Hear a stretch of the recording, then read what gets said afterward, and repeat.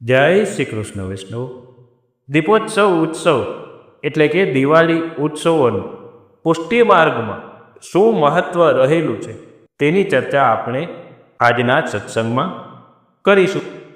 સર્વપ્રથમ તો આ દીપોત્સવ પર્વની આપ સર્વેને ખૂબ ખૂબ મંગલ વધાય. રમા એકાદશીથી આ દીપોત્સવી પર્વની શરૂઆત થાય છે. જેમ કે રમા એકાદશી, વત્સ બારસ, ધનતેરસ, રૂપ ચૌદસ, દિવાળી આ વગેરે ઉત્સવો ને દીપોત્સવી ઉત્સવ કહેવામાં આવે છે. આ ઉત્સવો એ અનેરા ઉત્સવો કહેવાય છે. આમ તો દીપોત્સવ એટલે પ્રકાશનું પર્વ, આનંદ ઉત્સાહનું પર્વ. શ્રી ઠાકોરજીને અધિકથી અધિક લાડ લડાવવાનું પર્વ છે. આ રમા એકાદશીના દિવસથી દિવાળીની વધાઈ બેસે છે. એમ કહેવાય છે કે રમા નામની એક વ્રજવાસી બાલાએ નંદાલયમાં માતા યશોદાજીને આજના દિવસે દિવાળી પર્વની પ્રથમ વધાઈ આપી હતી. તેથી આસોવદ એકાદશીથી નંદાલયમાં નગારખાના વાગે છે. આ પ્રણાલી મુજબ કે જ્યાં નિધિ સ્વરૂપો બિરાજે છે તે પુષ્ટિ માર્ગીય મંદિરોમાં દિવાળી ઉત્સવની વધાઈ નિમિત્તે નગારખાના આસોવદ એકાદશીથી વાગવાના શરૂ થાય છે. રમા એકાદશી પછીના દિવસને વાઘ બારસ કહેવામાં આવે છે. આ વાઘ બારસને વત્સ દ્વાદશી પણ કહેવામાં આવે છે કે જ્યારે શ્રી પૂર્ણ પુરુષોત્તમ પ્રભુ વ્રજમાં નંદનંદન સ્વરૂપે પ્રગટ થયા અને ગોપ બાળકો સાથે અનેક પ્રકારની લીલાઓ કરી.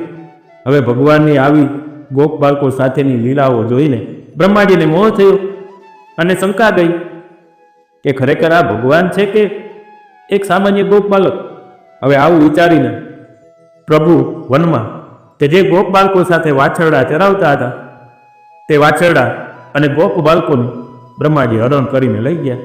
ત્યારે પ્રભુએ જેટલા વાછરડા અને જેટલા ગોપ બાળકો હતા તેવા જ રૂપ અને રંગના અને તેટલા જ રૂપ ધારણ કર્યા. હવે એક વર્ષ પછી જ્યારે બ્રહ્માજી પાછા વ્રજમાં આવ્યા કે જોવા આવ્યા કે ચાલો જોઉં તો ખરો કે ત્યાં શું લીલા થઈ રહી છે. હું આ વાછડા અને ગોપ બાળકોને લઈને ગયો તો છું, તો વ્રજની અત્યારે શું સ્થિતિ છે તે જોવા માટે બ્રહ્માજી આવ્યા. હવે તે વાછડા અને ગોપ બાળકો કે જે પ્રભુએ જે સ્વરૂપો ધારણ કર્યા હતા એ જોઈને બ્રહ્માજીને આશ્ચર્ય થઈ અને પ્રભુના સ્વરૂપનું ભાન થયું. તેથી તેમણે વાછરડા અને ગોપ બાળકોને પ્રભુને પરત કર્યા. હવે તે દિવસ હતો આસોવદ બારસ. આ દિવસે વાછરડા પરત કર્યા હોવાથી વત્સ બારસ પણ કહેવામાં આવે છે. હવે આ વત્સ દ્વાદશી પછી ધનતેરસ આવે છે. આજના દિવસે ધનની પૂજા કરવામાં આવે છે. આજે નંદાલયમાં માતા યશોદા વિધિપૂર્વક પોતાનું ધન ધોવે છે. હવે પરમાનંદાસજી આ લીલાના દર્શન કરીને ગાય છે કે ધન તેરસ રાની ધન ધોવતી ગર્ગ બુલાય વેદ વિધિ પૂજિત થોર થોર ધ્રુત દીપ સંજોવતી ધૂપ દીપ નૈવેદ્ય ભોગ ધરી શ્યામ સુંદર એકટક મુખ જોવતી પરમાનંદ ત્યોહાર મનાવતી સબ બ્રજ પુષ્ટિ માર્ગ ધન ભોગતી. અર્થાત કે માતા યશોદા શ્રી ગર્ગ મુનિને બોલાવીને વિધિપૂર્વક ધન ધોવે છે. ચારે તરફ દીપમાલાઓ જલાવી રાખી છે. ધૂપ દીપ અને નૈવેદ્ય ભોગ રાખીને માતા યશોદા શ્રી શ્યામ સુંદરના મુખના દર્શન કરે છે અને કહે છે આ શ્યામ સુંદર જ મારું સાચું ધન છે. વળી આ લીલાના દર્શન કરીને ભક્ત કુમંદાજી કહે છે આજ માઈ ધન ધોવતી નંદરાની કાર્તિક વદી તેરસ દિન ઉત્તમ ગાવતી મંગલબાની નવસત સાજીન સિંગાર અનુપમ આપું કરતી મનમાન કુમનદાસ લાલ ગિરિધર પ્રભુ દેખતી હિયો શિરાન. કે આજે નંદરાણીજી ધન ધોઈ રહ્યા છે કે તે કેવી રીતે?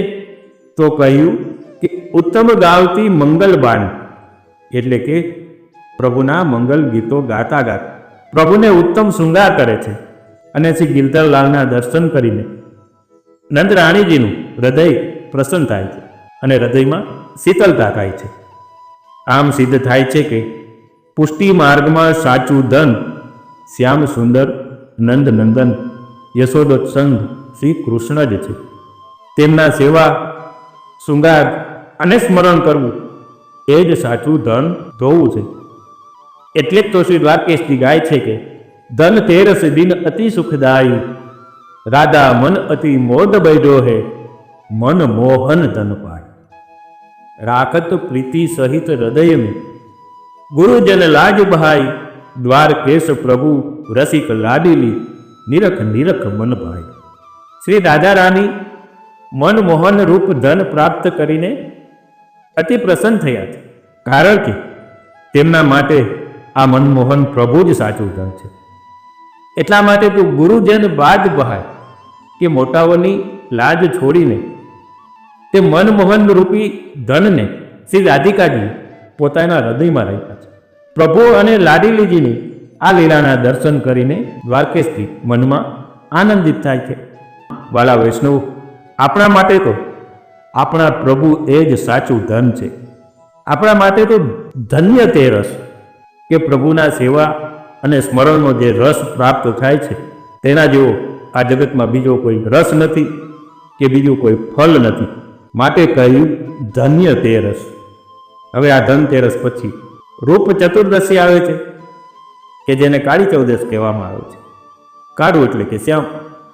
હવે આપણા પ્રભુ શ્યામ હોવા છતાંય કેટલા સુંદર છે, એટલે તો આપણે શ્યામ સુંદર કહીએ છીએ. આ શ્યામ વર્ણ એ શૃંગાર રસનો વર્ણ છે. આ શ્યામ સુંદરના સ્વરૂપમાં મોહી જવું અને એની લીલાઓનું ચિંતન સ્મરણ કરવું એ જ પુષ્ટિ માર્ગે જીવોની શાસ્ત્રતા છે. હવે આ રૂપ ચતુર્દશીના દિવસે નંદા લઈને પ્રભુને વહેલા જગાડી અભ્યંગ સ્નાન કરાવાય છે. દ્રષ્ટિ દોષ ઉતારી તિલક અક્ષત કરીને પ્રભુને સ્નાન કરાવવામાં આવે છે. હવે ચૌદશ પછી દિવાળી આવે. દિવાળી એટલે વર્ષનો છેલ્લો દિવસ, અને દિવાળીનો બીજો દિવસ એટલે નવા વર્ષનો પ્રથમ દિવસ કે જેને નૂતન વર્ષ કહેવામાં આવે છે. આ નૂતન વર્ષના દિવસે ગોર્ધન પૂજા અને અન્નકૂટ ઉત્સવ થાય છે. આ અન્નકૂટ ઉત્સવની તૈયારી અને ઉત્સાહ માટે દિવાળીના દિવસે પ્રભુ અને તેમના ભોગ સખાઓ ગાય અને તેમના વાછરડાઓને મહેંદીનું લેપન કરી સરસ ચિત્રાંકન કરી અને પછી મોરપીંછ વગેરેથી શણગારે છે, અને ગાય અને વાછરડાઓ સાથે અનેક પ્રકારના ખેલ કરે છે કે જેને ગાય ખીલાવન કહેવામાં આવે છે. પછી આ ગાયોના કાનમાં તેમના નામ લઈ લઈને આવતીકાલે ગોર્ધન પૂજામાં વહેલા આવવાનું કહેવામાં આવે છે. અર્થાત કે ગાયને ગોર્ધન પૂજામાં આવવાનું આમંત્રણ આપવામાં આવે છે. માટે પ્રભુ ગાયોના કાનમાં ગાયોને ગોર્ધન પૂજામાં વહેલા આવવાનું આમંત્રણ આપે છે કે જેને કાન જગાઈ કહેવામાં આવે છે. દીપદાન દે કાન જગાયે, સુંદરી હટરી સુભગ સંભાળી, ચિત્ર વિચિત્ર વિવિધ રંગ ચિતે, ગાદી તકિયા ધરે સુધારી. ત્યાર પછી પ્રભુ દીપદાન કરીને શયનમાં અટડીમાં બિરાજે છે.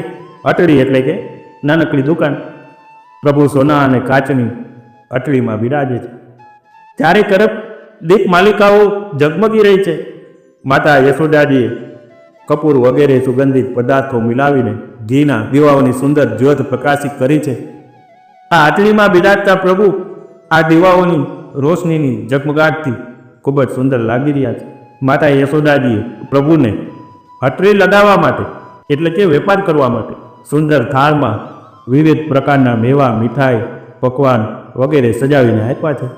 અલગ અલગ બટેરાઓમાં એટલે કે દૂનાઓમાં તેજાના, મરી, મસાલા, સૂકા મેવા વગેરે પણ ભરીને માતા યશોદાજી પ્રભુને આપે છે.